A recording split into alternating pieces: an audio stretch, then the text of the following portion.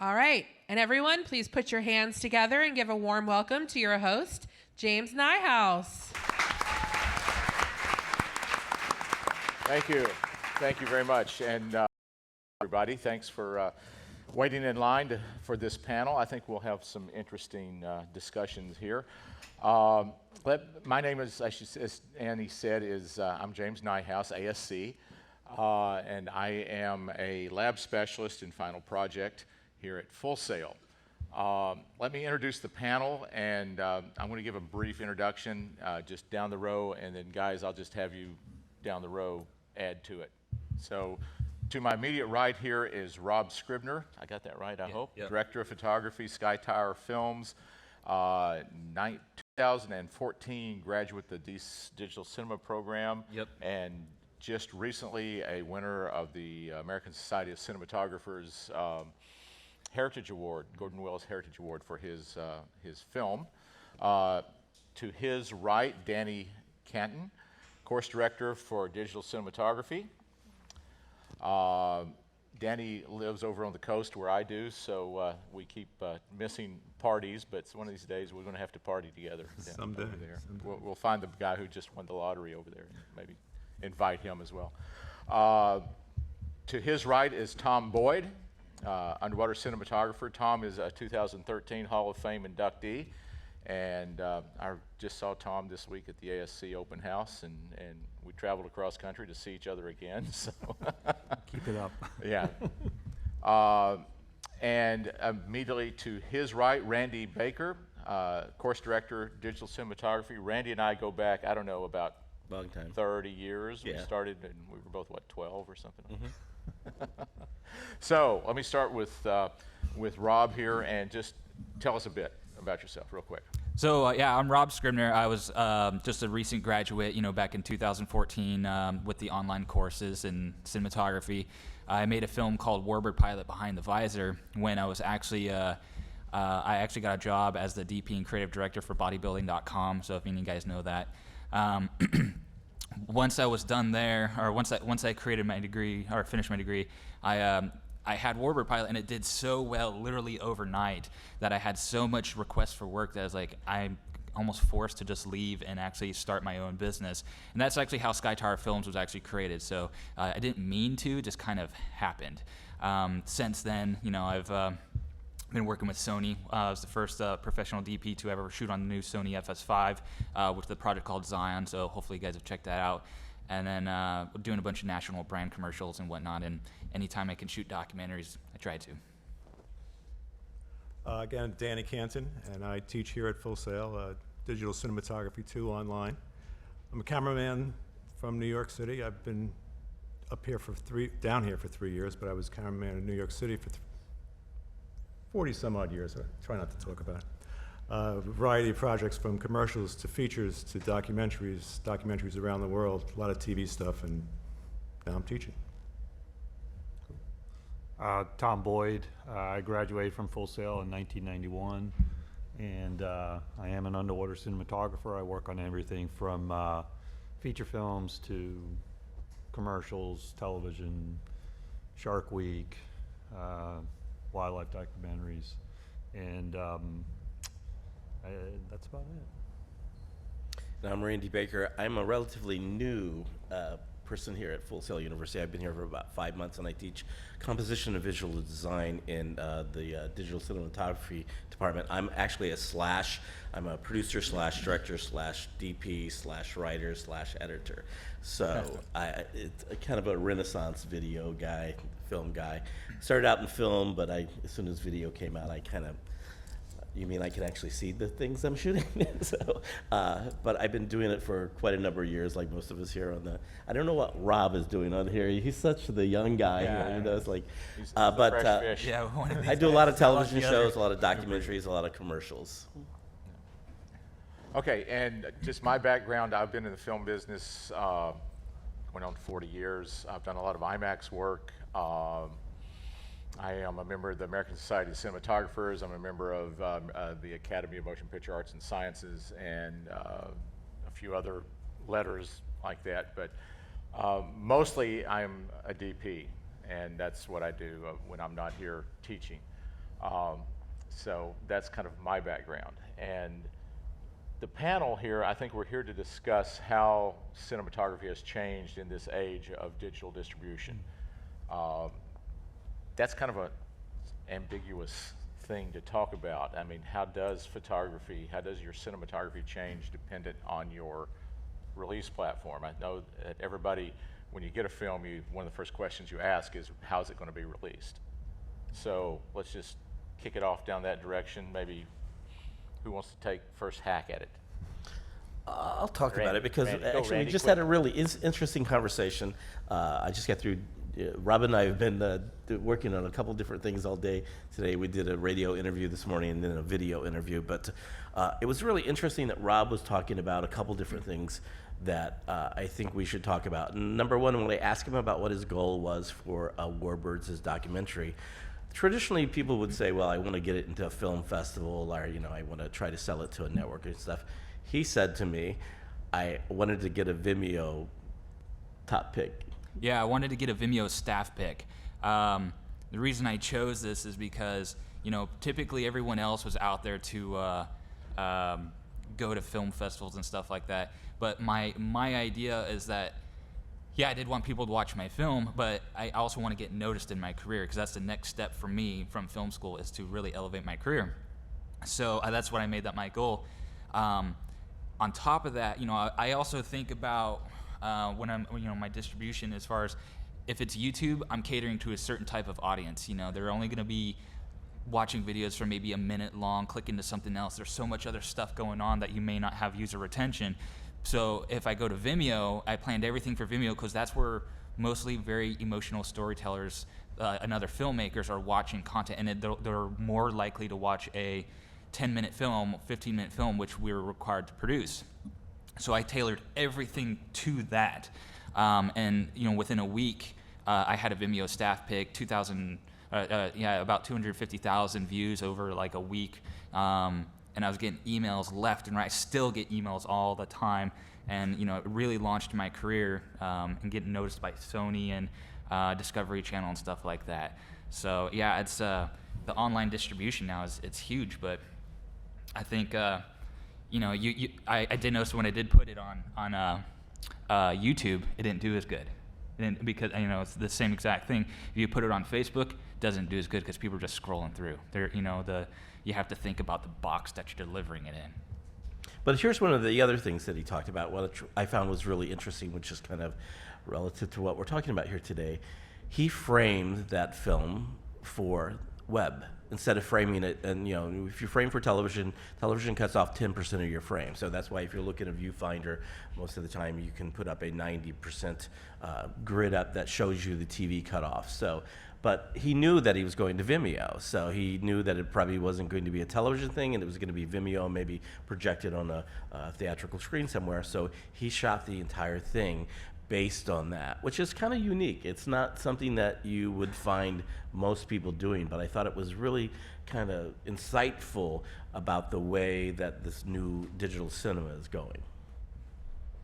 It's funny because in my business, in IMAX, we shoot for an extremely large screen. We're looking at screens that are 60 by 70 feet, big sort of 1:3 aspect ratio. And a lot of times those things end up on a television, on a monitor, on a different aspect ratio, or they end up on your cell phone that somebody's ripped it and put it on YouTube. Right. So unintentionally, you start thinking, at least I did a few years ago, about how are people going to see this when they see it on this, in squint vision rather than an IMAX, and started sort of putting that into play in my framing and shot links and things like that. So it's also really interesting with technology, how technology has also changed that. I just recently, if you watched the Super Bowl, opposite the Super Bowl, there's the kiddie bowl and the puppy bowl. I directed and shot 4 hours of the fish bowl for Nat Geo Wild, and it was it's wonderful, by the way. 50-gallon Nice custom tank that we shot over a 2-day period with 70 different fish. but we shot it on 6K on a Red Dragon. And they posted it in 4K so that they could have the ability to crop it any way they wanted, zoom in, zoom out, and of course it was broadcast in 1080. But so that really begins to change how you look at what you're shooting as well, is the technology that really comes into play. And the other interesting thing that I just heard just the other day, which was kind of fascinating, was for us, it's really all about storytelling. It doesn't, you know, the camera is a box with a hole in it. I look at the camera as a box with a hole in it, basically. And it's like, it's all about the storytelling. But the interesting quote I heard the other day was somebody was talking about, with all the new technology that's coming out and all the new different platforms, whether it be for television or over the top or for mobile or for desktop, you have to almost start producing for those specific delivery platforms. And I think that's, you know, that's why I was kind of amazed when Rob was telling me that he knew that he was going to shoot this for the full raster instead of doing 90%. Yeah, and I was willing to sacrifice the fact that if someone did try to play it on a you know, like a standard definition TV, that, you know, it may not come out right. But that wasn't my target audience, you know, and that's where I put in that pre-production, and I really figured it out. And of course the secondary to that was, like you said, you know, having it shown up on you know, movie theaters and projectors and stuff like that, which we have. We've been in film festivals and looks great. So. Tom, what have you been up to with this? I know you have to shoot for a lot of different platforms doing underwater stuff. Yeah, I guess recently I just worked on a feature film that's going to be for the web. So that was kind of new to me, and because everything I shoot is, you know, it's all over the place right now, you know, feature films, commercials, and so on. But so the web was kind of interesting, that the whole dynamic, you know, how the mentality and everything like that was a bit different, you know, in terms of production and things like that, and even the camera. I mean, we use the Sony A7, and so, you know, I'm used to using bigger cameras, you know, like the Alexa now, of course, and very rarely do I shoot film anymore. It's once in a blue moon. So. Right. But it's, you know, the framing's different. You know, they'll tell me, and of course, you know, I'll usually ask for the frame lines, and I don't know what it's going to be, so I make sure that I, you know, get an understanding how they want it framed up. Right. Because that, you know, what I'm more concerned about the composition and telling the story and making sure I get the images that they're.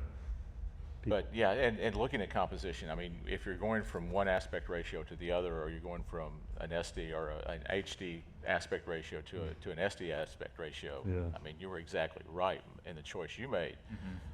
You've got to know where you're going and where the majority of your audience is going to be. Yeah. And I think you did a lot of commercial work, right, Danny? Yeah, commercial work over the year. I mean, you always had to keep that in mind, where things were going to be. Absolutely, absolutely. And even the documentary stuff that I did, the producers would still protect for TV. Protect for TV. So your framing would be, you know, getting 16 by 9, but protect for TV and make it that way. Right. I think we're so focused on technology, though, these days, you know, as far as shoot 4K or 5K or 6K. But you really got to think about your end product, where that's going to be shown as well. Like on Vimeo, it's sort of a waste to go out and shoot in the highest quality that you can, because it's just not going to happen. Right. I mean, even shooting 4K now, unless you have playing back from your camera at home on your 4K TV set, you're just not going to happen. Well, a lot of networks, and networks is becoming the new quote unquote air quote thing. Netflix, Hulu, these guys. Netflix in particularly has put out a 4K mandate. I think Discovery has too recently. What's with that? I mean, That's again because they can take it and they can zoom in digitally, so they can crop it, they can pan it any way they well, want. how So. do we? The question is, do we want to do that? No, we I mean, don't. they're That's taking the whole thing. our images and wanting to reframe them. Exactly. It's like the old television where you shoot and then it would go onto a 4:3. It would be a theatrical aspect ratio. Then it'd go to television or 4:3, and then actually do what's called a pan and scan, where it was some guy, usually fresh out of school, who was making the decision of actually what you were showing, when you had people like Sven or Laszlo or those guys actually put their heart and soul into framing it exactly right, and then you had some, kid in a room at some network going, oh, we need to show this, and now we're going to go over here and show this. It's crazy. Yeah. Yeah. It's and one of the things I just had dinner with Gail Tattersall, who shot House and is now shooting Yeah, Reframe. Frankie and Grace. They have just switched from Reds over to Cannons, Yeah. to the C500s, but with the 4K status. But they had to prove side by side that the Canon could do as well as the Red in 4K Didn't he shoot- before they would let them. Yeah. And I remember I worked I on. mean, here we have producers selecting our cameras for us. I worked on House, and even then he was experimenting with the 5D on some of those shows. I think. Yeah. It was one of the first shows. He was one of the first people Yeah. to actually shoot a And television actually show. use I in mean, 5D. when I shot for him, it was film, but Right. right after that, he was shooting with the 5D because the 5D came out, and then it's like this happy accident. Everybody started shooting video with it. Right. Now I don't even get calls for that camera anymore. There's a ton of people still using them though, Yeah. which is No, I which is get it, amazing. yeah. Yeah, but you're right. It's moved on to the next. We're actually experimenting in our office right now with the Moondog Labs anamorphic lens for the iPhones. So that's what they shot. If you haven't seen the Bentley commercial, there's a great black and white Bentley commercial that they shot with the iPhone 5S with the Moondog, a Bentley. I mean, and they not only shot it with a 5S with the Moondog anamorphic lens, they edited the whole thing in the back of the Bentley on an iPad. So, but the Tangerine, the big film at Sundance last year, that was all the rage, was shot with a 5S with a Moondog anamorphic lens, and it looks like it. Well, now we have the feature film shot on a Prius backup camera, which go figure. So the whole digital switch to digital, it's made, and I'm going to kind of kick us off on the sideline here. It's made filmmaking available to the general public much more than it ever was. It's the democratization of filmmaking, which I think is a really good thing. But on the other hand, it's a really bad thing in that it's made filmmaking available to anyone that maybe shouldn't be made.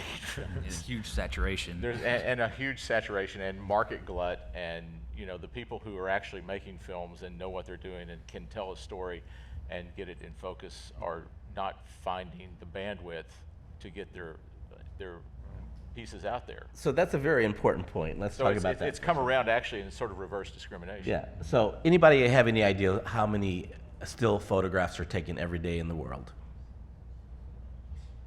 It's coming up on 3 billion. 3 billion photographs are taken every day in the world. Anybody have any idea how many videos or hours of video are uploaded to YouTube every minute? No. 500 hours of video is uploaded to YouTube every minute. By 2019, they're estimating that 1 million minutes of video will be uploaded to YouTube every second by 2019. Facebook just hit 8 billion users.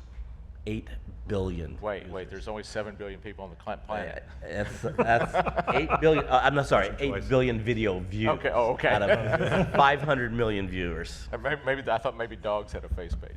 Yeah. So the numbers are astronomical, and that's all because of Yeah. the different platforms that are coming out there that are making it easy. But it's like Rob was saying, you have to kind of pick your platform, because if you look at YouTube, people are looking at very short videos, 30 seconds to a minute or something. If you're looking at Vimeo, it's more of a long form. But you're also seeing changes, and that's affecting. I don't know if you guys have seen, Turner just announced that they were launching a new network.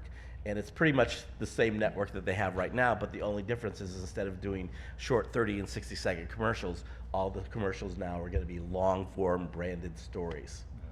So that's kind of the future. That's where it's going to go, which is good for us because it's all about storytelling. Actually, that's a really good point. So, my company, Sky Tower Films, we do a lot of commercial work. Ideally, I'd love to be making documentaries and films every single day, but that doesn't necessarily always keep the lights on. But the corporate commercials and all that stuff really does. And one thing that we've noticed, and we've been talking to ad agencies and whatnot, is that they're getting away from actually just trying to push a product in front of you. Instead, they're just trying to sell stories now. There was a Taco Bell commercial that I saw the other day. It was just epic. It was huge, and it was a fun little story to follow. I'm like, this is way better. This is way better than someone, wow, some guy just eating this sandwich and then it's cut away. And even I think Nike's doing that a lot too. Actually, all those kind of athlete companies is you're seeing more of the inspirational storylines that make you want to really buy into those brands. And so we've adapted that into to our company as much as possible, obviously per client.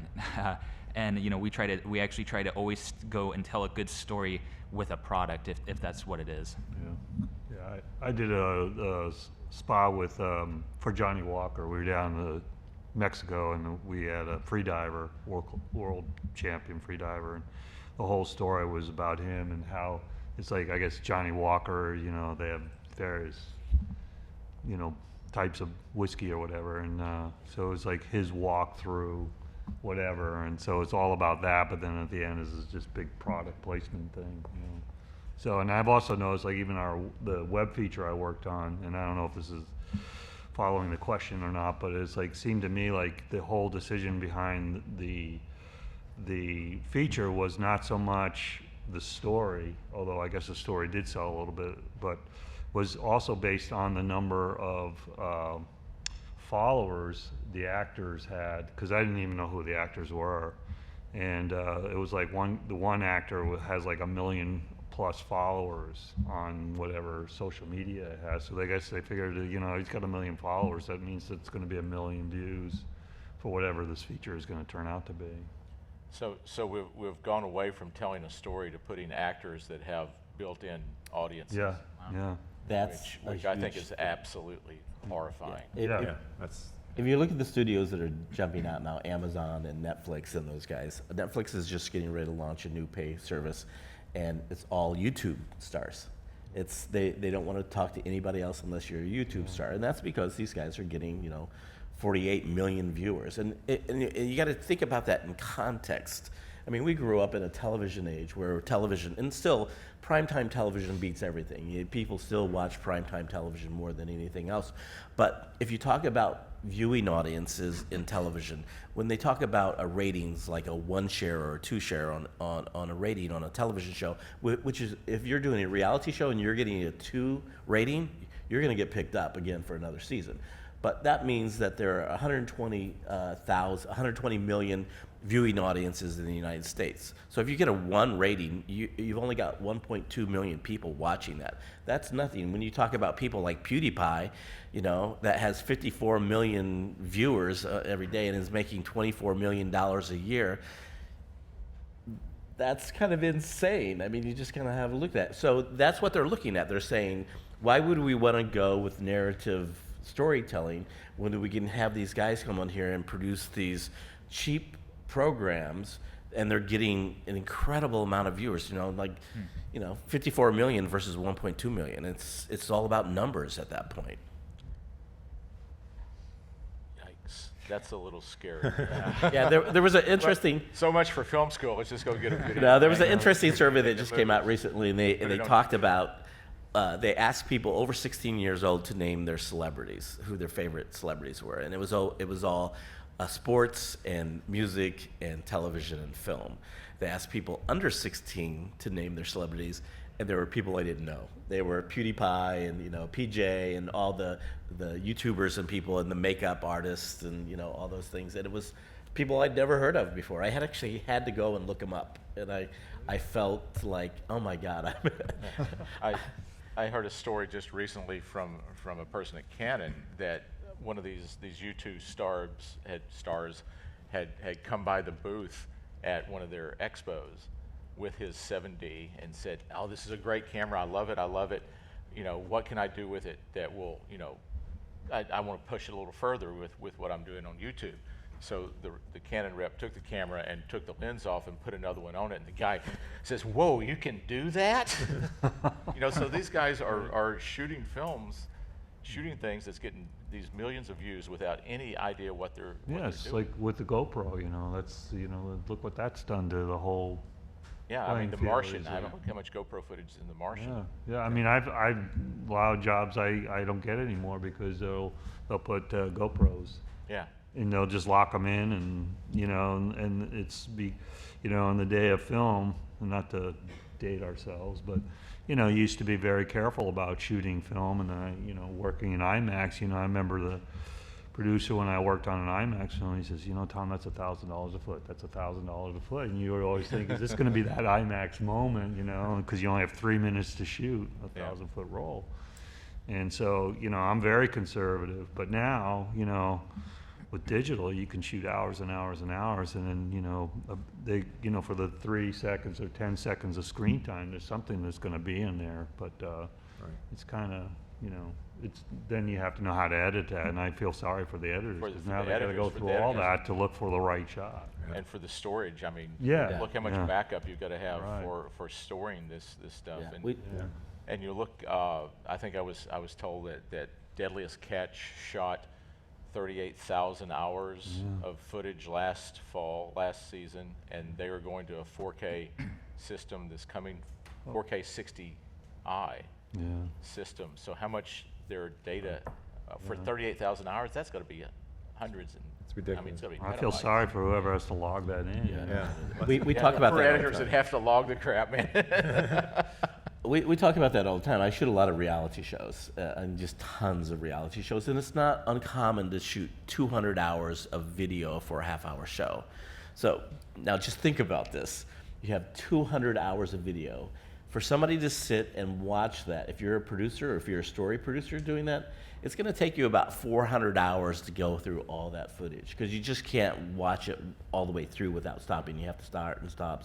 So 400 hours to go through a half-hour show, and usually they only have an edit window of about 2 weeks to complete that. So they can't even watch all the footage in the amount of time that it takes to do the edit. So what happens? A lot of that footage is never seen. They just gloss over it, you know, and it's like, and so when I look at shows that I shoot and I go, well, we had a great shot there. What happened? What happened to the B-roll we shot? We had this beautiful time lapse that should have gone in there. They just didn't have time to look at it. So we talked about it yesterday when we talked. Gordon Willis has this great quote. He calls it dump truck shooting, where you just shoot as much as you can and put it in the back of a dump truck and then go and dump it on the editor's lap. And then the editor becomes the director, you know? Yeah. It's like it's a changing market. It really is a changing market for us. Yeah. So what, I mean, maybe this is for Danny and you Randy. What platforms are the digital people? I mean, Rob's picked Vimeo, and there's so many of them out there now. What are the? Well, it's changing. The interesting thing for you guys you're at the ground level of this incredible change that's about to happen. Yeah, it's really interesting. And in television, there's these things called upfronts where the networks try to sell their new programming, and they bring all the buyers in from all over the place. Now, over the last couple of years, there's this new thing called new fronts that have happened, and it's the Digital Content Network, and it's all these digital content creators who make these shows. And so everybody's trying to get a piece of the pie. And I heard an interesting analogy the other day. They explained the television networks trying to go out and reach the internet audience, and they explained it by way of talking about Superman, how what was the young child Superman called when he was cast off from the planet to go to go save his culture. And that's kind of what television is doing, but it's taken off even more than that. If you go look at DCN's site, they have these incredible graphics that really kind of lay out the whole universe of what the digital content universe is really like. And it's, you know, you've got YouTube, which is the 800-pound gorilla, and then you've got spirals off of that, sports and celebrities and niche and, you know, different markets and stuff. But then you have all these over the top. It's called OTT is the terminology that they use, and that's anything that is like television is offering the services through a desktop device, like Hulu or Netflix or places like that, or the little boxes that you get, the streaming boxes. And so all those guys now are thinking, well, we need to get a piece of this pie as well. So they're all branching off, and you're seeing all these different people trying to create these little niches. And when you look at these graphics, it's like all these big blobs of digital content that's out there that people are trying to reach this audience. For me, I think, you know, a lot of it's all about numbers, and for me, it's just the numbers don't really add up for me. I don't know who all these people are who are watching this stuff. Most of it I've never heard of before, you know. But it's changing rapidly for us. Well, I think that's the whole thing. It's changing rapidly. I mean, now we know YouTube and Vimeo, they're great and they're hot and stuff like that. But in 5 years, what are we going to be watching it, and where are we going to be watching it? Right. I think this TV that's in your living room now is going to be gone. It's going to be dead. You're watching on an iPad. You're watching on your phone. You can be watching in all different areas on your watch.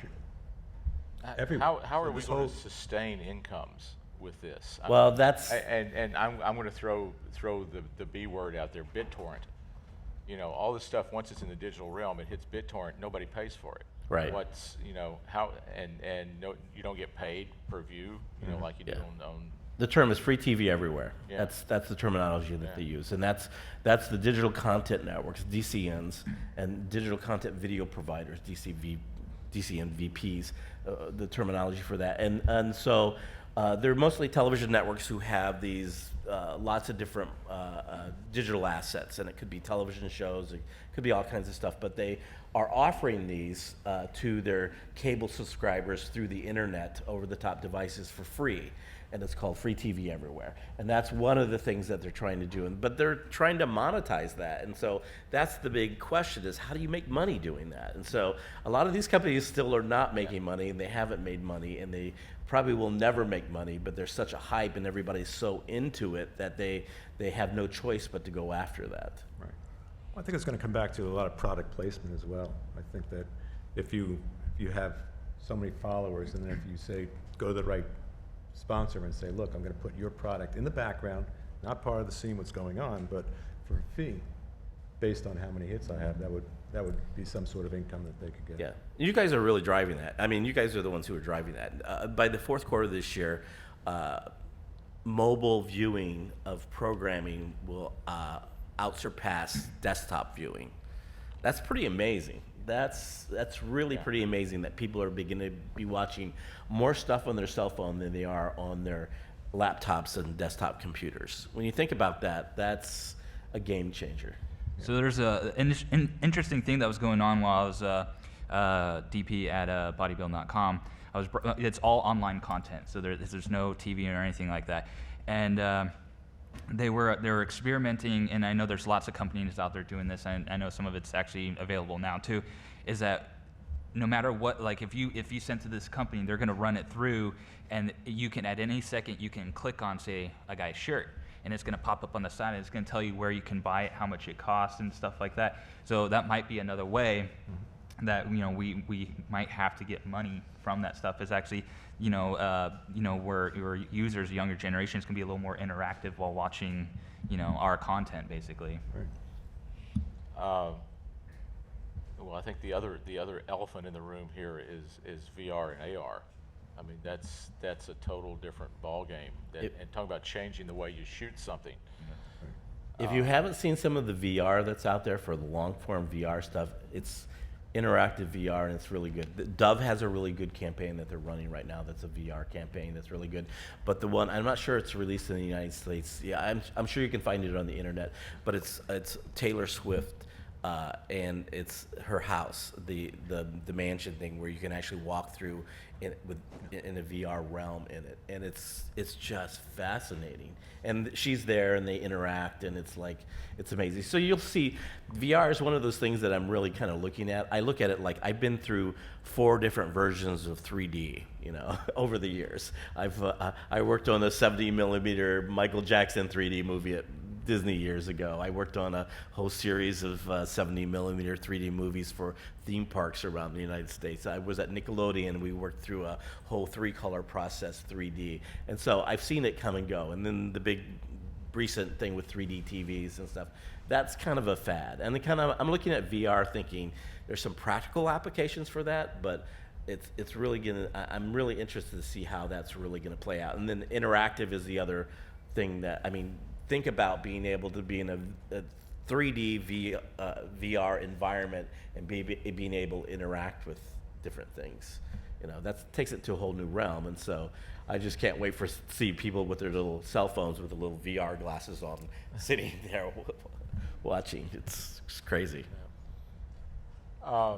You mentioned the number of photographs taken per day. I think that's totally mind-blowing, and they're all in digital, and nobody will be able to see them in 10 Well, here's the interesting thing, and I'm glad you brought that up, because the more interesting point here is what the lifespan of those photos are. And you think about that for a second. At 3 billion photographs, it was 2.7 6 months ago. It's now 3 billion. So think about the lifespan of those. How many people just click a photo and it's on their phone and nobody ever sees it again? And that's the key. The key is to make those images that people are going to see. And if you look at great photographers, and we teach photography as well as cinematography because I feel today it goes more hand in hand than ever before, the whole key is, anytime you're doing an image or you're doing a scene or a shot in a video, it's all about trying to evoke an emotional response from the viewer. And we do things like we use composition to do that, and we use framing to do that, and leading lines and layering and the rule of thirds or the 5 grid or things like that really are meant to take your eye as a viewer and guide it through the frame to what we want you to look at.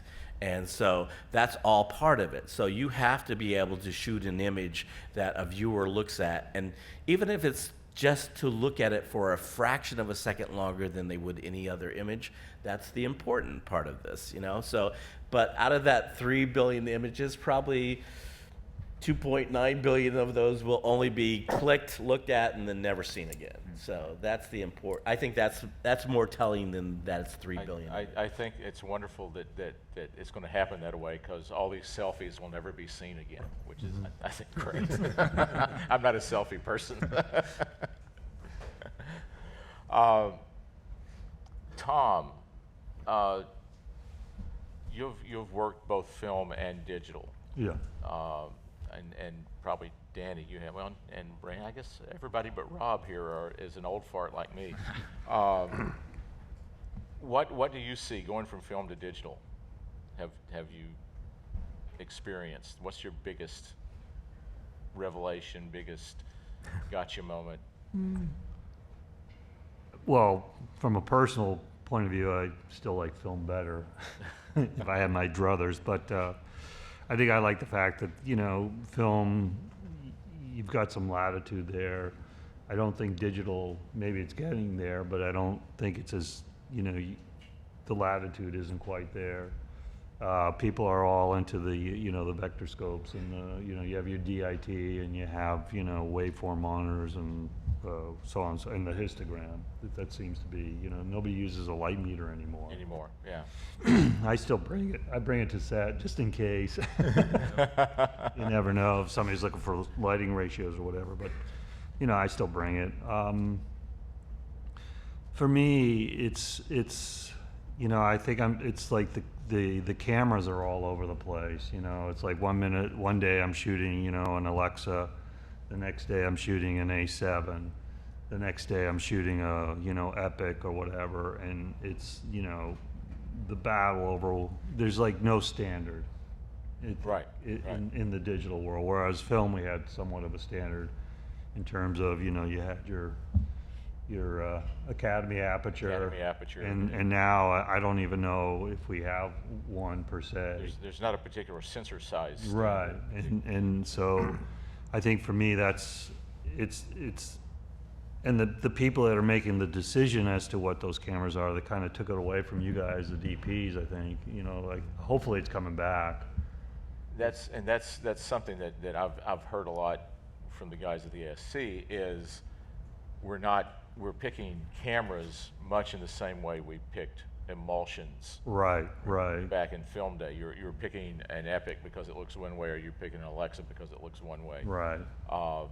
And to have a producer force a camera on you as a creative, and they don't know, and that's the other thing that bugs the heck out of me, is that they often don't. They make a decision based on a marketing decision more than anything else, and so it's like they decide on the camera, and then they hire you as a DP, and then you're told, this is the camera you're going to work with, and it's like, well, that's not the right camera for the show. Yeah. And then you get into that kind of battle, and it's like, well, XYZ company told me this was the camera to have, and and it's going to save you a whole bunch of money in the budget and all that. And even that, you know, I don't know, the budgets have kind of flipped. You know, it used to be more heavy in the production end of it now, and then post wasn't probably quite as big. And now it seems like post is the bigger budget end. Right. So that's the other thing, because God, they got to go through all that footage. You know, like we said, you know, they're just shooting and shooting and shooting. It's like, you know, it's just obscene. You know, I could be shooting something that I know is going to have 10 seconds of screen time, if that, and we'll just shoot all day. And I'm like, you know, I remember doing Cake, and we were shooting on the Alexa, and you know, after take 29, you know, I was like pretty certain they got the performance out of the actress, and I was like, you know, finally, and she was pretty upset, and I knew the DP, and she was understanding, but the director wanted more, and I'm like, you know, you're just not going to get it. And I wanted to say it, but I didn't, because you know the politics on the set. I was like, you know, damn it, you got the performance out of, you know, one of those shots has got it. Well, I'm glad you brought up the post, and Randy alluded to it earlier with having to wade through 200 hours of footage. It takes you 400 hours. One, how much do you pay an assistant editor an hour to do that? And two, I want to bring up Chivo's film, The Revenant. Everybody's going, wow, that's a beautiful film. It's all natural light. You know, we don't have to light anything anymore. They spent 4 months, I think it was, in 4 DI suites doing the post on that film to make it look good, to make it look the way Chivo wanted it to look. So, I mean, can you imagine what 4 suites for 4 months cost you for a DI? Wow. No, It's only money. It's Only money. Yeah, but even the budgets are so low now. I mean, even that's, you know, they go, it was, you know, you just say it's just money, but it's like the money's not there anymore. And you know,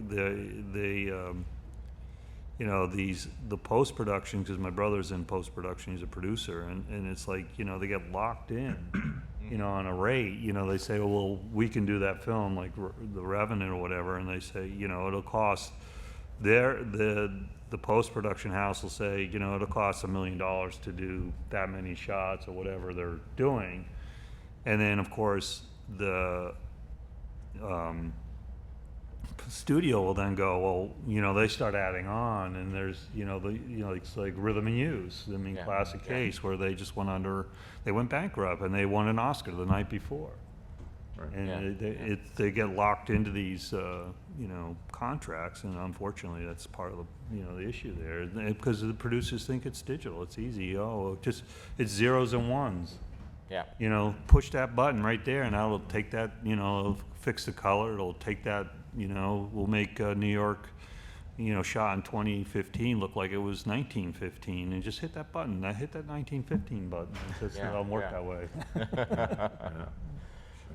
What about the move in places like Netflix and Hulu to put a whole season of a series on at once? What is that? Binge viewing. Huh? I'm a binge viewer. Binge. Yeah, binge viewing. It's an interesting concept, and I think it just goes back to the society that we live in today. You know, instant gratification isn't quick enough for us right now. You know, so it's a whole different approach to the way we were brought up, where you saw, you know, a show a week, and there were no reruns when I was growing up. You know, you saw and then it went to the next season, and syndication came along, and that all changed and stuff. So it's just another, you know, way to. They're basically giving the society what they're wanting, I guess, or telling the society what they should want. But it's. I'm not sure what to think about it. I mean, I've watched Orange is the New Black and, you know, different shows and stuff like that, but it's a total waste of the time most of the time. I come away thinking, I can't believe I just did that. Is there an advantage to the story, to the series, that you're putting it all together, boom, boom, boom, and then just dumping it all at once? Do you think that makes a difference, the way it's produced, the way it's shot? I mean, you pretty much do that with series, television anyway, but you're releasing it once a week rather than all at once. I don't think it changes the way the show is actually made, but I'm sure, it's like, strike while the iron's hot kind of thing. We're the hottest show on, and then people change their taste so fast nowadays that show, you're not going to have a show that lasts 10, 15 seasons like we've had in the past, and so they might, they only go 3 seasons, because they have a story arc and at some point, and so they want to get it while they can, and then they move on to the next one, and maybe that's good. I don't know. It's interesting to see that story arc over a whole series when you sit down and watch something like that. So here's something really interesting. How many of you people in here binge watch, have watched like a whole? Yeah. How many of you watch more content on your computer than you do on television? See, it's that kind How many have a television? telling. Oh, that's a significant. How many of you watch on your mobile Insignificant. devices? Yeah, it's the new generation.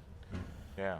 To me, I look at it and go, this little screen is just not big enough to do it justice. But again, that's all part of what we're going to have to adapt. It's all about adapting or perishing.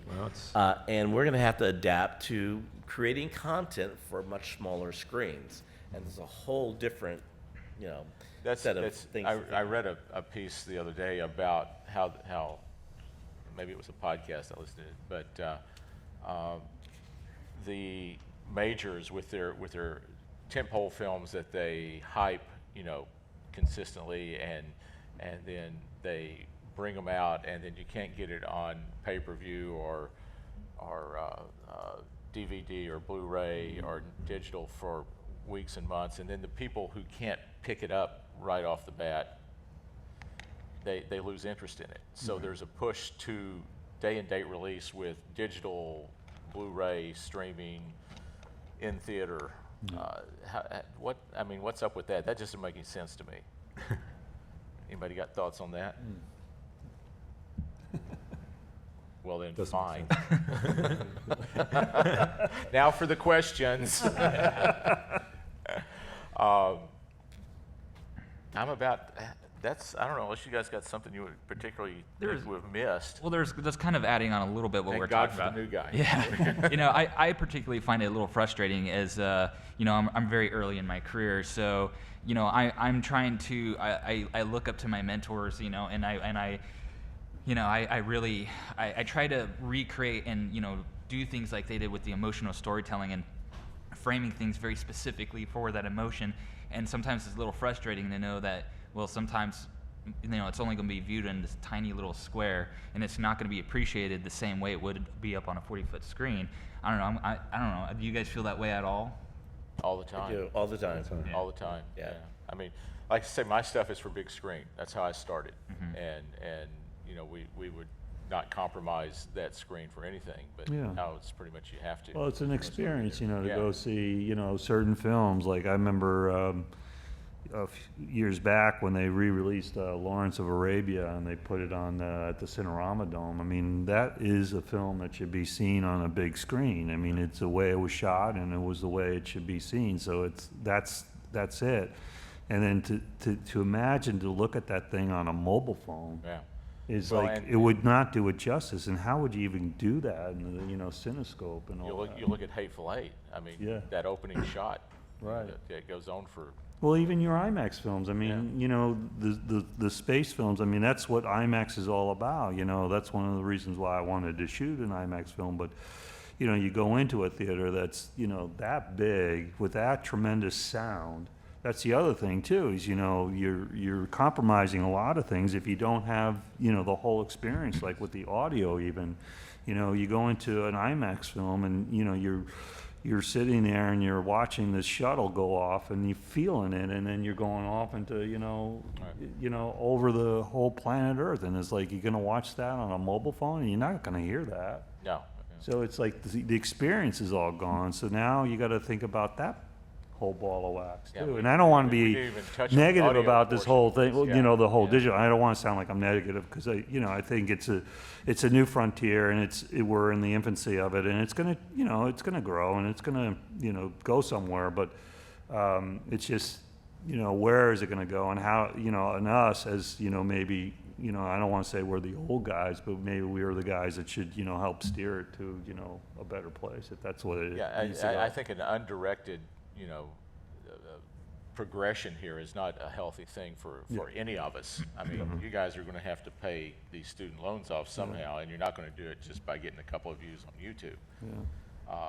There's got to be some income. Yeah. So that brings up a really interesting point. Robin and I talked about this a little bit earlier, and so just because there's all these new digital platforms, which is great for digital content producers, doesn't mean it's a good thing.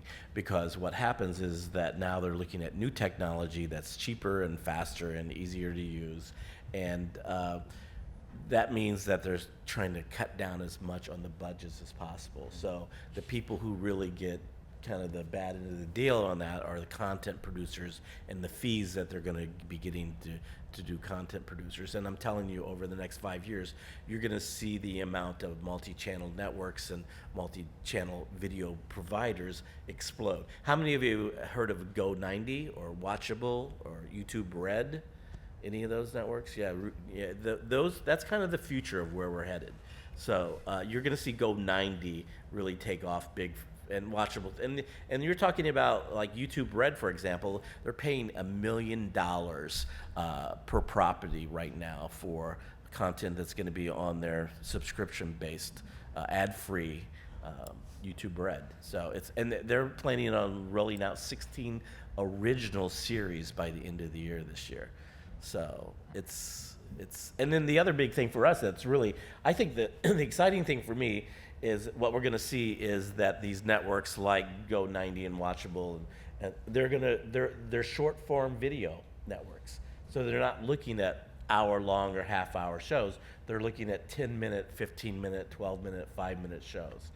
Now they've tried that before with certain networks that failed miserably, but it'll be interesting to see how it does over the internet. Yeah, the whole change in watching habits. I mean,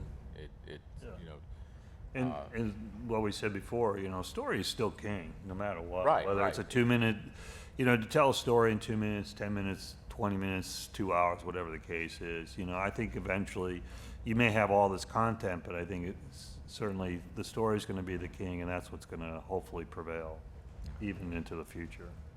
There's just so much stuff out there. It's just the attention span of the audience is getting less and less. 'Cause Yeah. 2 minutes, boom, they're on to something else. Right, 5 minutes, right. that, so it's I have very hard to and I plan think for that. And that goes to the way we shoot things and the way we tell our stories. Is you have to grab your audience attention in the very quickly and hold it. I watched Straight Outta Compton on an airplane the other day. I was going to watch it. I hadn't really gotten around to it. It was on the airplane. Okay, I'll give it 5 minutes, and I'll fall asleep. I watched the whole bloody thing. It was, that was a good piece of filmmaking, and I'm really kind of upset it didn't make it into Best Picture category. Right, yeah. But, you've got to grab your audience, and you've got to be different from all the other noise level out there. That's the thing, and I think that's what Rob did so well. Is with his piece is he got it out there on a platform where he did the research, knew it was the place to be, didn't compromise his images for it, and got above that noise floor. If you don't get above the noise floor, you're never going to go anywhere, and you've got to do what it takes to get above that noise level to get noticed. That's even that applies not just to film. I mean, even commercials. I mean, all that. So like when I'm talking to an ad agency and we're asked to make a piece, I mean, I have this conversation with them all the time. Is that we've got to differentiate from everyone else. You have to, otherwise it's just you're wasting your money. And that's just me being. That's just the responsibility of a filmmaker, I think, at that point, and it's educating them too. So, and then it's my job to execute it, of course. So. Yeah, there was a article in American Cinematographer a while back that it said lighting is our legacy as cinematographers, and I think it should be more than that. I think it should be lighting. It should be camera moves. It should be Yeah. composition. I mean, we tell the Everything. story visually. I mean, We tell the story visually. Yeah. And if you don't do it well, you're not going to be above that iPhone noise level. Yeah, that's another great thing. So a lot of times, with my business, we have to, we have to be every single day. We got to be hitting the bricks. We got to, be going door to door. We got to make sure we're marketing ourselves. And a lot of times we'll go to these big companies, and some of them are medium-sized, local sometimes too. And they're like, oh well, I'm just gonna we're gonna have a commercial made, and we're gonna have it made by my cousin over there, who he's got this photography camera that does video, yeah. and that's really frustrating. Again, it's where I have to come in and educate them about, yeah, he's probably gonna do it really cheap, might look okay, he's probably gonna shoot it super shallow like everyone does, but there's more going on to behind like the subconscious of the way we're lighting it, the way we're framing it, just like you said, your camera moves, all those things all come in play to actually get someone to want to go and buy your product or walk into your store. And typically by the time I take them through that full circle, I pretty much talk them out of using their cousin or so. Cam. Or you'll be like, no, I still just want to pay $500 for something that looks like a Nike commercial, but it's not going to happen. Okay, we're going to go for some questions now. If you've got questions, raise your hands. I know we've got some online participation going on, and we've got a microphone here, and we will get it around to you. So let's get some questions from the audience. Hi there. We do have our first question from our online audience from Hank, a student. Hank's question is, India has a growing viewership as well as China, and it is much different than what is happening in the US. Do you see any opportunities or challenges in making that transition to international markets? That's a good question. International market, we didn't talk about that, but that's a really good point, That's a good because point. it's now a global economy for digital storytelling. It's not just about the United States anymore. So again, that used to be the big thing. We would produce for domestic consumption here in the United States, and that's not the way that we need to be looking at the future now. We need to be looking at global markets, and it is different in different areas, but especially for India, that's producing Bollywood, and then China, which is just booming right now in both film and television and digital media. But the thing is, it goes back to the same principles that we talked about.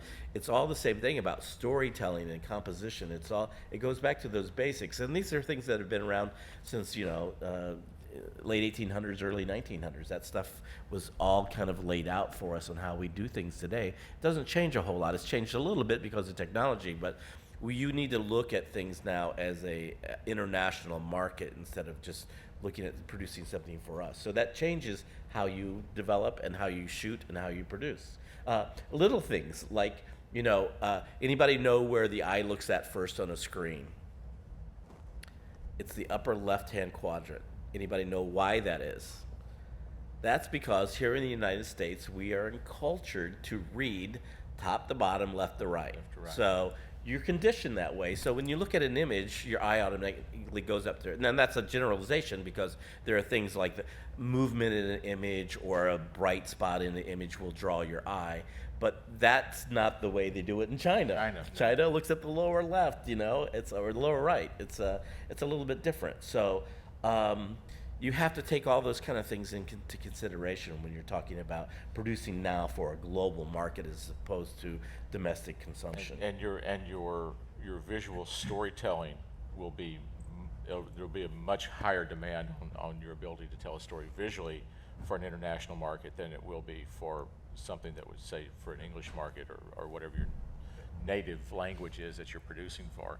Is you do want to rely on the visual portion of the image to tell the story. So Rob was talking about this earlier. We talk about this all the time in what we teach, is that your visual image should tell the story without any subtext. Yeah. My feeling is that sound came along about 20 years too soon. Yeah. And had we had another 20 years of developing in the silent films, we probably would have a much more sophisticated language of visual storytelling than we do now. All right, is that anybody else? Hello, sorry. I have a question. You guys have been talking about the oversaturation of video and photography on the internet. Do you think, kind of like with anything in society, once something has reached its peak, it'll eventually crash, and then that will be the new time for the market of quality filmmaking and storytelling to come back? Well, that's kind of the law of capitalism when you think about it, and this is capitalism in one form or another. Is you can never sustain continual growth. There's a point to where it stops. Yeah. And Yeah, and hopefully the cream rises to the surface. Right. And so, you know, it may not collapse, but at least, you know, the bad product, if it's out there, will probably fall to the wayside, and all the good stuff hopefully will come up. But it still might be a massive amount of information out there. I think personally what it would really come down to is that, you know, us as humans, I think we're conditioned, you know, when we first showed up on this planet, basically, is that, you know, we're conditioned to be storytellers around campfires, and if it wasn't campfires, you know, it was paintings on the wall, and then there was film, and now there's digital, and there's YouTube and stuff. But the one thing that's consistent through all that is story. So if all the people that have all that saturated content out there, they're probably not telling stories, and they're probably not telling good stories, you know. So I have a feeling that, like I said, the green will come through. I don't know if you remember a few years ago, the dancing baby on internet. Thank God that dancing baby died. But we got over it, you know, and we moved on to what was it, puppy monkey, whatever. Right. Time to bring the baby back. Yeah. All right. Does that answer your question? Hi, Luke. My question is, you've mentioned, and we heard it yesterday as well in some of the panels, that, for example, why shoot on the red if it's going to YouTube or to Vimeo? In light of the rate that technology is changing, how true would that statement still be, with, you know, better resolutions on mobile devices, etc.? If I could shoot on IMAX everything I do, I'd shoot IMAX everything I do, or Super 35 or 70 millimeter. It's the same thing. You shoot the best quality you can. And I don't look at it as shooting something for a specific, you know, I'm not going to shoot unless, well, there's some exceptions to that. Like if you're shooting and you're going to be streaming to the red, you're not going to be streaming to the internet. You're not going to shoot 480 or 4K. You may think about shooting 720, maybe just because it's a smaller bandwidth that you can upload easier, and I think you find that here. I think in a lot of these sessions, instead of shooting 1080, they're shooting 720 because it's easier for them to ingest and stream. So you have to think about that. But when people say to me, you know, well, why would you shoot 6K or 4K for a reality television show or a show or something like that? It was, well, why would you shoot Super 35 for a feature film or IMAX for a feature film? It's all the same thing. You try to get the best image you possibly can. I agree. That's pretty much it. Yeah. If you're just going to YouTube, I think it's a big waste to shoot a lot of bandwidth. You maybe double what you're going to be, you know, viewing in and at the most. But shooting 4K for something that's on YouTube, I mean, even if it's not on YouTube, it's going to be broadcast on, or not broadcast, but streamed on Bright House or whatever your cable provider is.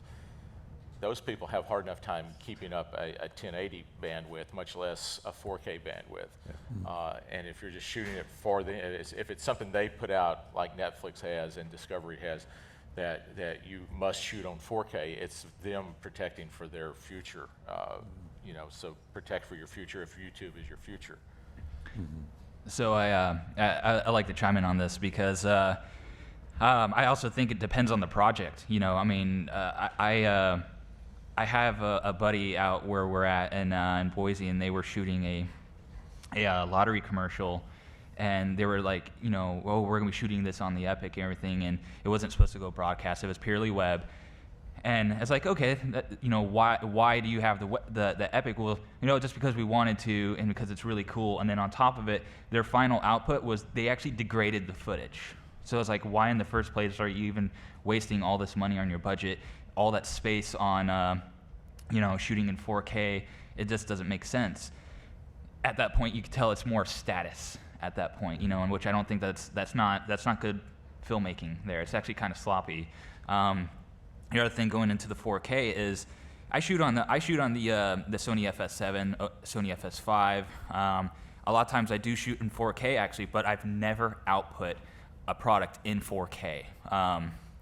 Typically, the reason why I'll do that, I'll make a conscious decision where if I'm in a run and gun scenario shooting a documentary or some kind of fitness content where there is no reset, I can't tell them to do that again, and I have to make a quick decision. I will shoot in 4K, and I might go 4K 60p, so that way in post, when I do actually have to start tying this all together, I at least have a few options on my table, which is I can push the shot in, and now I can do a jump cut, you know, so that way, let's say the person was talking, and that, you know, and there's just that content that's just, this was terrible, he kept stumbling, you know, and I only had one camera. I can now remove that section, do a jump cut because I had that data there. So, but I'm still going to only output at possibly 720 or 1080.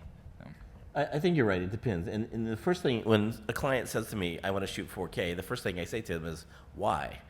You know, I actually, and you'd be surprised at how many times they don't really have an answer for that. It's because what everybody else is doing. Yeah. So if they have a good answer, like, well, we know that we're going to want to crop in a little bit, or we might want to reframe this here later, then it kind of makes sense to me. But if they're just shooting 4K to shoot 4K, and there's a great story here that happened here locally. All of you guys are local, so you know about Channel 9, WFTV here. They shot a documentary in 4K 2 years ago when 4K first came out, and it was kind of the big buzz, and they wanted to shoot this in 4K. They ended up spending more on storage and post-production than their entire budget. Yeah. And they swore they'd never shoot 4K again. Yeah, that's a good point, storage and all that. The thing is, what is your product? What are you shooting? Right. I made a lot of space films. We've flown cameras in space for 7 films over 30 years. That is stuff that you want to keep forever. I mean, it should be in the Library of Congress. Right. So you want to do it on the best quality you can to begin with, because this is something. Now, you may not be doing that. You may be doing something, but you're pouring your heart and soul into this production, much less, not to mention your credit cards and whatever you're funding it with. How much is that worth for you to maintain in perpetuity? Do you shoot it the best quality so that you can have it somewhat future-proof? What do you do? You know, that's kind of a personal decision to make. It really is, whether you shoot 4K, 6K, 720. Yeah. Depends on the project. 30 minutes of crap is still 30 minutes of crap. Yeah. Yep. And you got to remember, if you're using somebody else's money to make a movie, they're going to want to have, you know, insurance and completion bonds and things like this, and the insurance companies are going to want to have backups. And when you start making at least 3 backups of everything you do, and if you're shooting 4K and you're shooting, you know, a half a terabyte a day, that means 1.5 terabytes a day of backups. So that's a lot of stuff to keep going. And that affects us as DPs too, because if I shoot a project for a client, I keep all their footage for at least a year on a hard drive. And it's saved them more than a couple times where they've called me back and said, we lost our hard drive, do you still have a backup? And yeah, so you're shooting 4K and you're backing that stuff up. It's a little bit different story. I say, as soon as it's aired, call me, I want to clear this drive. Yeah. Hi, my name is Chloe. I was just curious, with the new YouTube Red, do you think with the extra money coming in and hopefully better content, that we'll start to see better storytelling and better quality videos? I hope so. Unfortunately, you know, the YouTube Red is an ad-free subscription service that they're making available to you're basically paying for the subscription and there's no ads for it. And that was their whole purpose, was to make it a more cinematic experience for storytellers. That's really what they were going after, instead of just the normal short form YouTube videos that people watch. It's like Rob was saying, you know, most people went to places like Vimeo to watch longer form, still short form, but longer form videos.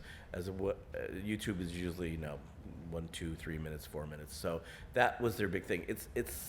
it's going to be interesting to see how that whole thing plays out, because they're not the only player doing that. Everybody is kind of lining up to try to get a piece of that pie. And so it's too early, I think, to tell at this point. We'll have to see at the end of 2016 when they start really rolling it out, we start seeing the programming. But they're spending the money, I have to say that. Unfortunately, I am seeing the trends, like, you know, where they're going after more people who already have a name. And we see that. It's not only them. We see that if you look at television when you pitch a show to a television network, and it's really interesting. If you've been around as long as we do, you see these cycles that happen in the industry, and there really are cycles in the industry. It used to be when somebody would come to us to do a pilot for a television show, a network would come to me and they'd say, I have $30,000 to do a pilot for a television show. Great, we'd go out and do the pilot, and they'd figure out whether they liked it, they'd test it and see what it was. And then they got smart and they said, instead of paying one company $30,000, we'll pay 6 companies $5,000 and let them use part of their own money, and we'll get 6 different pilots, and then we'll pick and choose what we want now.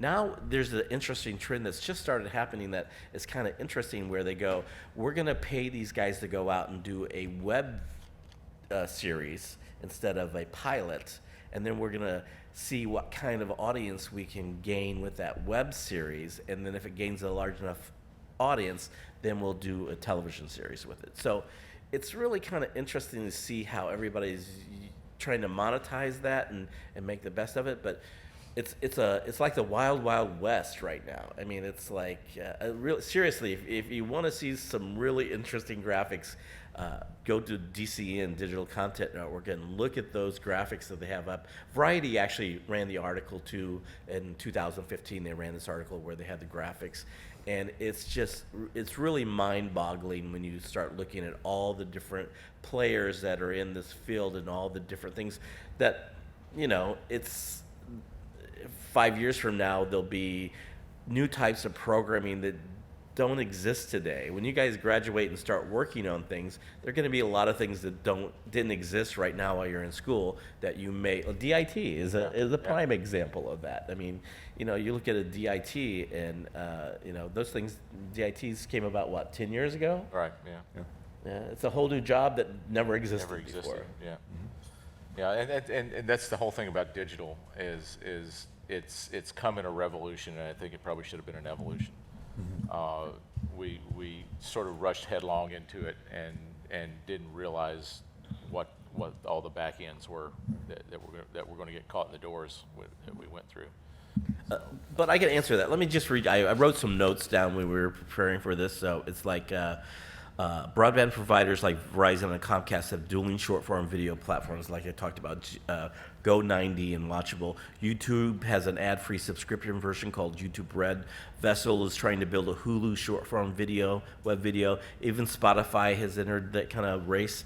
All these platforms need content, which means they're cutting sweet deals with video content creators that go beyond the typical cut of ad sales. So Verizon, for example, has forked out $200 million for video content. Individual Go90 deals have ranged from $2 million to $15 million per show. YouTube is spending upwards of $1 million per original series film for their YouTube Red network, and plans to roll out as many as 20 originals by the end of 2016.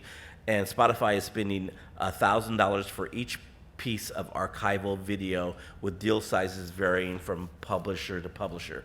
So that brings up the point of the different types of content that's being put up there. There's original content, there's user-generated content, and there's sponsor-generated content. So you have lots of different styles of content that they're trying to package in different ways and then put out there into palatable chunks that you guys will then watch. But I think going further toward your question is the whole fact that you're paying for something. If it's not good, you're going to stop paying for it. And I think you're absolutely right that it will cause now whether it's better under our, you know, quote unquote, the way we think, but it's better for the consumer. If the consumer likes it, it's going to live. If the consumer doesn't like it, it's not going to live. It's basic economics, you know. The takeaway here is that you guys are the future for this. Yeah. You guys are the ones who are going to have to really decide whether it's just going to be a bunch of crap out there, or whether you're going to really stick to the whole, it's all about storytelling and good storytelling or not, and really kind of dig in and dig your heels in and say, we're not going to produce crap, because it's going to be tempting. Somebody's going to come to you and say, we want you to produce this crappy little video, and you're going to go, yeah, and not say, that's not really what I want to do. I want to produce high quality video, content. Hi, my name is Andrea, and I'm here. Okay, going back a little bit to what you were saying before about us or this generation watching videos on the tablets and phones and etc. Do you think us as filmmakers have to adapt a little bit to tell the story in a different way? Because watching a movie or TV show on a mobile device requires more close-ups than you would think. Like, I know I'm more comfortable watching a show that has more close-ups when I'm watching it on a phone than if I see something that would be more pleasant to watch on a big screen. The analogy is like reading a paragraph with lots of exclamation points. Close-ups are like exclamation points. Close-ups are really all about the emotional aspect of the person that you're watching on the screen. And if you know anything about composition, you know that a wide shot tells you who's in the scene, what the area is, and where they're at. A medium shot tells you how those people within the scene are reacting to each other, and the close-up is telling you how that person is actually acting emotionally to what's going on. So by adding more close-ups, it kind of takes away from the real value of good storytelling. Again, it's like, the analogy is like writing a paragraph and having an exclamation point at the end of every sentence. Does it tell a story? Yeah. Does it tell a story well? No. And I'm going to go back to Hateful Eight, especially that opening shot in Hateful Eight. It starts out with the big wide of the forest and the snow and the little. Those of you who haven't seen it, there's no spoilers here. The little stagecoach driving through the snow. And on the big screen, the shot is obvious. It's gorgeous. And the shot just goes on and ends up in a huge close-up. But on an iPhone, on a pad, on an iPad, or any other small, you'd never know what the first of that shot was about. It would just be a static shot of this beautiful scenery that's all wide and some trees. And you wouldn't see that little, but so you're absolutely right in talking about being more comfortable with things that are close for this small screen, because they're easier to see, they're easier to understand. So if you're only shooting for this or for another tablet, you need to definitely take that into consideration. But then again, if you shoot for this and then all of a sudden you are accepted and we want to put this out wide release on a big screen, then you've got all these giant close-ups that's not going to work, and that's something we've had in IMAX since they started repurposing Hollywood films. It's really kind of interesting, though. I look at this, and it's, you've got two different ways of thinking about this. One, you have to produce for the medium that it's going to be watched on. But if you look back at the history of motion pictures, it's really interesting. As you look at Potemkin steps and montages, it wasn't until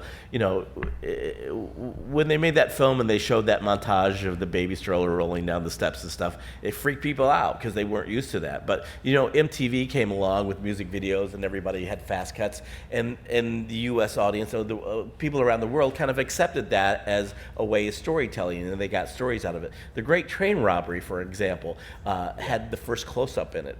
And they gave that close-up as a clip of film that the theater owners could put anywhere in the film. It wasn't part of the story. It was just a close-up that they put in, and it scared the hell out of people when the guy drew the guns out and shot at the screen, because they'd never seen anything like that before. So it's all about, it's going to continually change. Our industry is going to continually change, but you will have to eventually, if you're going to produce for a small screen like that, you will have to kind of think about that and change your shots of how you're doing it.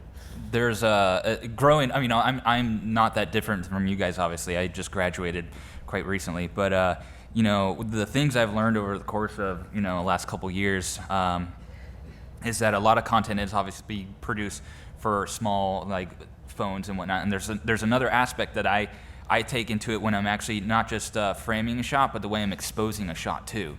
So I know that a lot of people are going to be watching this on a cell phone. I'm probably, there's going to be a lot of competing light on this little device, and typically they'll have glossy screens. So I will actually expose my film a little bit brighter, and I'll keep like my skin tones, I'll keep them closer to like the 70% on like certain highlights. But if I'm going to shoot something that's going to be played in a dark room, I'm actually going to expose it way more to like around a 45 to 60% on my camera if I put zebras on there, because it's the context in which you're doing that. So, and most of my work goes typically video that's on the web that's going to be played on mobile devices. So I do treat them differently. But I have to put in that pre-production to know what is my end user going to be watching this on, But you can't hit them all either sometimes.